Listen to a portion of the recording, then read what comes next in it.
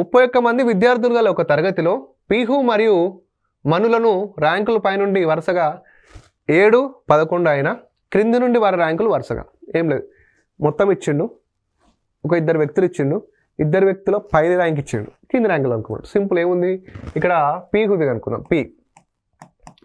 So పై ఏ rank కావాలా మనకు? పీహుది బాటం కదా,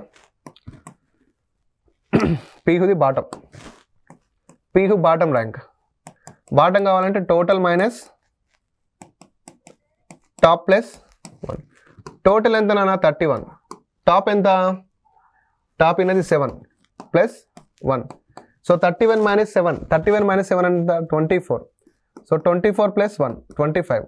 ఓకేనా? ఇది పీహుది ర్యాంక్. నెక్స్ట్ ఎవరున్నారు? ఇంకా మను బాటం ర్యాంక్ కావాలి.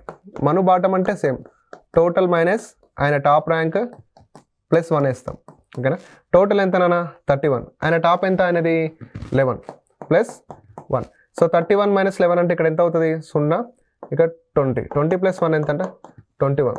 సో వరుసగా 25, 21 ఎక్కడ ఉంది? సో ఫస్ట్ ఆప్షన్లో ఉంది. సింపుల్ క్వశ్చన్, కానీ ఇద్దరు ర్యాంకులు కనుక్కోవాలి.